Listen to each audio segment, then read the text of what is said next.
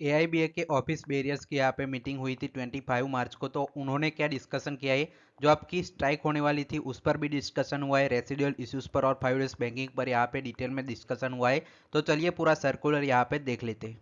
अब देखिए जो एआईबीए का सर्कुलर है वो आप स्क्रीन पर देख पा रहे होगे। AIBA office bearers meeting held on 25 March 2025। A meeting of office bearers AIBA was held yesterday through Google meet.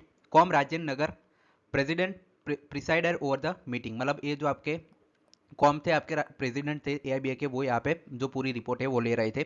The general secretary reported the development after the office bearers meeting held at Kolkata in January 2025.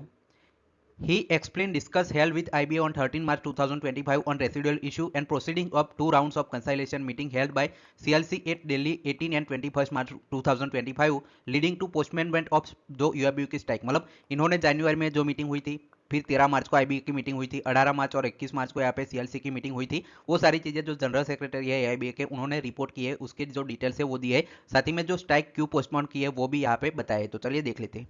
अब देखिए detail से वो देखते हैं। On 5 days banking he reported on the developments during the conciliation including the discussion by senior official of the DFS। मतलब 5 days banking पर जो जो हुआ वो इन्होंने रिपोर्ट किया। he also reported on the outcome of discussion on all other issue including the unilateral and discriminatory PLI scheme for scale officers and above. मतलब जो आपकी पीएलआई स्कीम है और बाकी जितने भी रेसिडुअल इश्यूज थे, बैंक की रिक्रूटमेंट हो गए, पेंशन ऑपरेशन वाला मुद्दा हो गया, वो सारी जो डिटेल्स है वो इन्होंने दी। The meeting took note of the resentment of employees at different places over the postponement of strike and decided to explain the context and background leading to the postponement of strike। मतलब इन्होंने पूरी तरह से जो strike क्यों postpone हुई उसका जो बैकग्राउंड है वो समझाया। If our members are not properly informed of the developments leading to postponement of the strike, they are bound to be carried away by targeted propaganda being created on social media। मतलब जो आपकी ये strike dipper हुई उसके पीछे जो आपका AIBA है उसको सबसे ज्यादा टारगेट किया गया और जो जीएस है इनके उनको भी टारगेट किया गया। We cannot blame our members for the misinformation.